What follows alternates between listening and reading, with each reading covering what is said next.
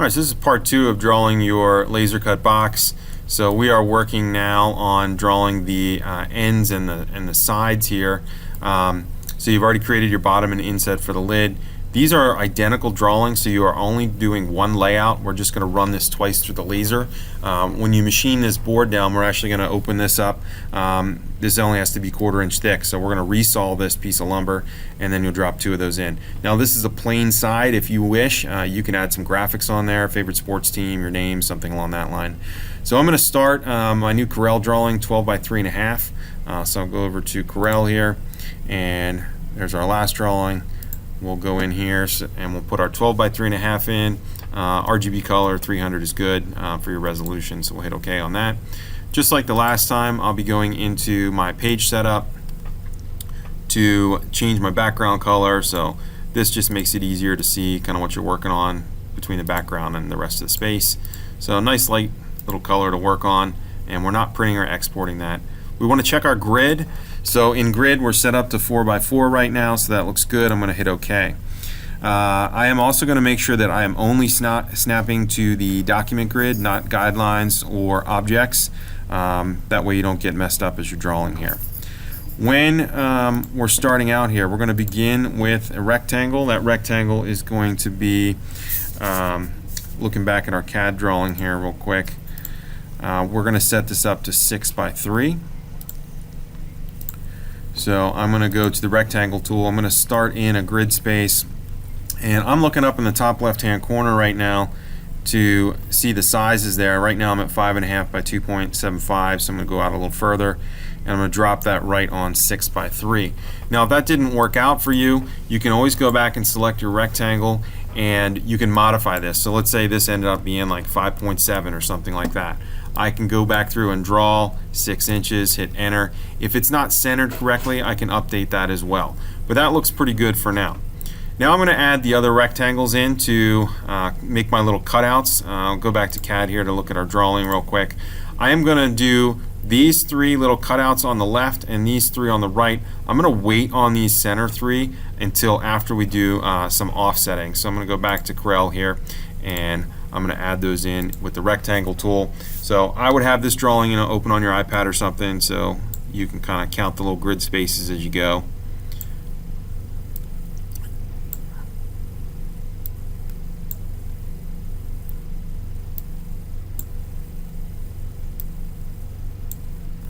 Alright, so now that I have those on there, I am going to use the Smart Fill like we did last time. So we'll go to Smart Fill and we'll click inside the object. And if you don't have your object manager up, just like last time, you may need to hit the plus, select object manager, and then we're going to get rid of the original boxes that we created this. So all the rectangles, I am going to hold shift down and grab those. I'm going to delete those out of there. Now I want just the stroke around here, so I'm going to right click on the red here. Of course, with my object selected, I'm going to right click on the red, so that gives me that stroke, and I'm going to left click on the fill, so I only have the stroke left in here. Now the next step, if you laser cut this, and the laser is actually going to remove a small amount of material. So imagine the laser as a small little focused beam that's about that big. That laser beam, when it cuts through your wood, is about 10/1000ths of an inch, which doesn't seem like much, but when you put the joints together, they're not going to fit very tightly. So we're going to make our geometry 5/1000ths of an inch larger. So basically the radius of the beam on the laser, so that it's a little bit bigger when we send it to the cut, and then the laser is going to remove that 5/1000ths, and we're going to get the part to the exact size that we want. So we have this curve, and it's all connected right now. So we're going to go into our contouring. So if you don't have contour over here on the left, you may have to hit the plus and find contouring over here, and you're going to bring up this tool. Okay, so in contouring, I am going to select my geometry, so I'm going to select the curve I have there, and if you want, you can change the output color. So let's say you wanted to change it to blue so it looked a little bit different.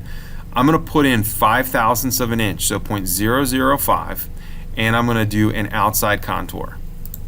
Alright, so outside contour, 1 step, and 0.005, and I'm going to hit OK or apply. Now if I zoom in, The red is my original geometry. That blue is 5 thousandths larger. Now with that selected, I'm going to have to go up to Object and break apart the contour group. So now I can delete the inner one.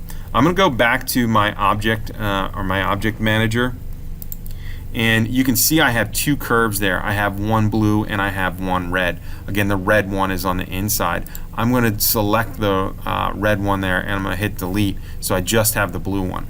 Now you'll notice this no longer lines up with the grid lines because it's 5 thousandths of an inch bigger all around there, and I don't want to mess that up. So I'm going to go ahead and select all this, and then I'm going to go ahead and lock that.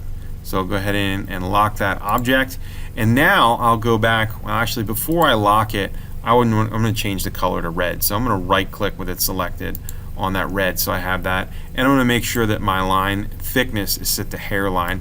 Again, hairline is important for the actual laser cutting process.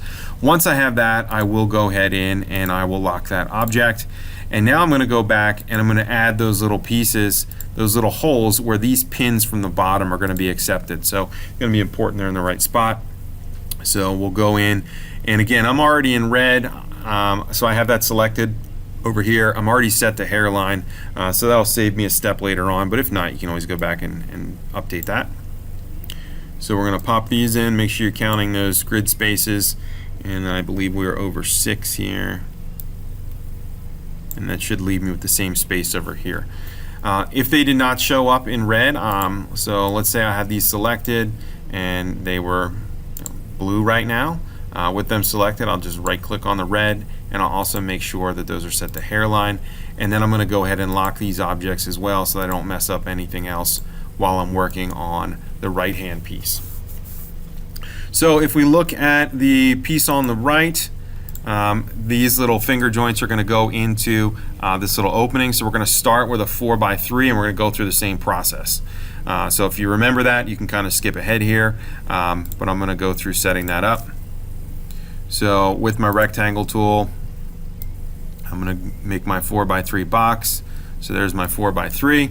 Now I'm going to go ahead in and remove the little pieces with the rectangle. So again, these should line up with the ones that are across from it.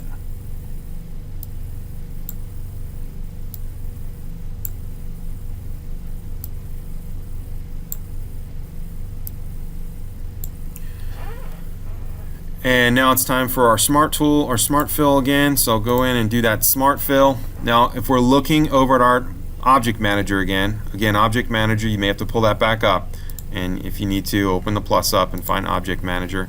We can see all the rectangles that I just drew, and I can also see the locked objects that I have, my 3 rectangles and then the curve that's the outside shape.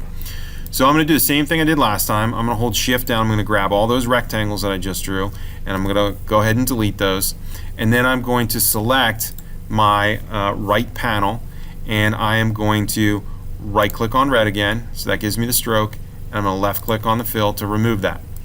Now this again, this is the exact size of the object. We're going to expand this or make it larger by 5 thousandths of an inch using the contour tool. So in contour, this is probably still set up from your last one. Exterior or outside contour, 1 step, 0.005 inches. I changed it to blue just so I can see a different color there, so if you want, you can change that up. And then I'm going to hit apply. So if I zoom in, I can see I have the original geometry and then the offset geometry. It's currently selected, so I'm going to go up to object and break apart that contour group. And after I do that, if I go back to my object manager, I can see I have these 2 curves. I'm going to delete the red one, right? That's my inner one, and I'm left with just the blue. I want to make sure I select this.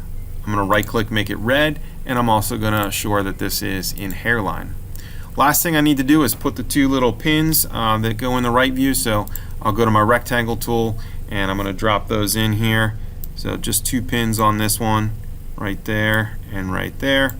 I'm going to assure that they are also the same color and thickness. Don't want to move that. I forgot to lock that like I did in the last one. So this one is already hairline and it's red. This one is also hairline and red. And at that point, I would go ahead and lock that geometry so nothing moves on me. So I'll go to my object and lock. So I'm going to lock that. Now, This would just be if you want just a plain board. If you want to add something on the side, you could add some line work if you want. So let's say I wanted to add like a little box with a little stroke around it. I could do this, and I could say, okay, well, I'm not going to use hairline anymore. Maybe I want to use a 2-point black stroke, and I want to raster etch that in there, and then I want to put my name or something inside of there. Or you could go to import and you could bring in a picture at this point. So, you know, we looked at some of this when we did the coasters. Let's say I want to put, you know, a little Eagles logo maybe right in the center there, or maybe in the middle of this one here. So again, I might do a little image tracing here. So go to my outline trace, maybe detailed logo, clean that up a little bit. And then if I want to place that, I'd want to see where this object is. So if I'm looking at this object, notice it's grayed out and locked, but it looks like the center is at 6 by 1.75. So I can make sure this is centered in here. That's if you want to burn something on the outside. You can simply just do the outside, and then we can stain this or put some clear coat on it. So make sure you save this to OneDrive. Thanks for watching.